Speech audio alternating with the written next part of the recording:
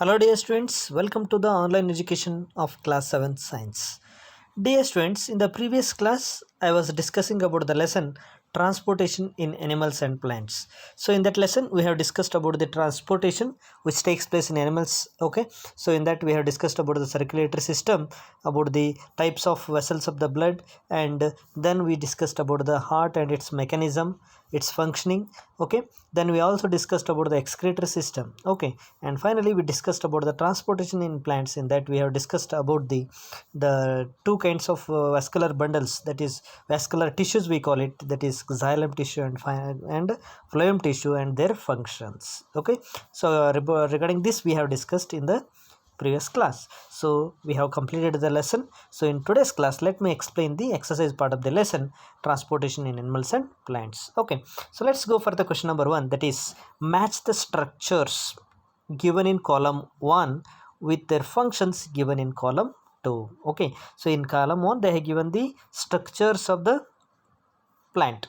Okay, and the column 2 they have given its functions. Okay, so you have to match with the correct one. Okay, first one is stomata. So what is the function of the stomata?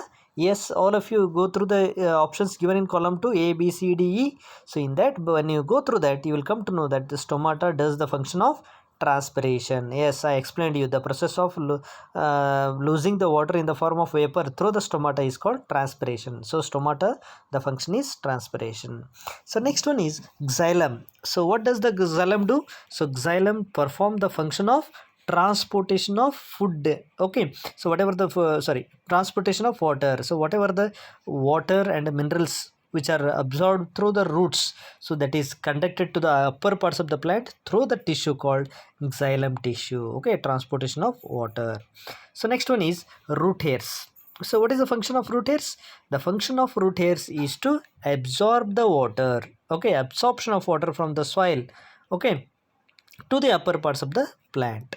So last one, it is phloem. So what is the function of phloem?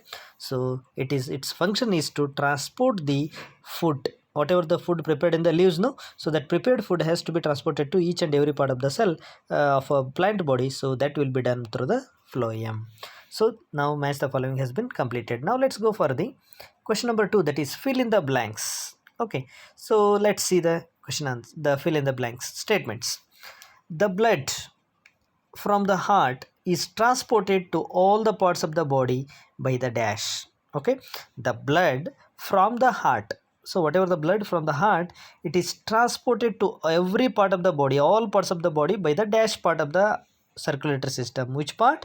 Through the vessels called arteries. So arteries are the vessels which carry the oxygenated blood from the heart to the each and every part of the body. Yes. Second statement, hemoglobin is present in dash cells. Okay, so where is the hemoglobin is present? So hemoglobin is present in the which part of the cells? Red blood cells, that is RBCs. So RBCs contain hemoglobin. So next one is third statement, arteries and veins are joined by a network of dash. So arteries and veins, these are the two kinds of vessels. Okay, which carry oxygenated and deoxygenated blood. So these two vessels, they are joined by a network of called, that is capillaries. So capillaries are so minute vessels which are connected by arteries and veins both. Okay, so fourth statement, let's go for that. The rhythmic expansion and contraction of the heart is called dash. Yes, when I am explaining about the functioning of the heart, I said the rhythmic means alternative expansion and contraction of the heart. So this is the of the heart is called heartbeat. Okay, rhythmic contraction and expansion of the heart is called, yes, it is called heartbeat. So fifth one, the main excretory product in human beings is dash. So the main excretory product which is mainly found in the human urine, so that is, it is nothing but urea. So urea is more quantity it is present in the excretory product called urine. So it contains urea. So next one, sweat contains water and dash. The sweat contains water and dash. So other than water, so what other material, other things which are present in the sweat? That is nothing but salts. Okay, the sweat contains water as well as salts.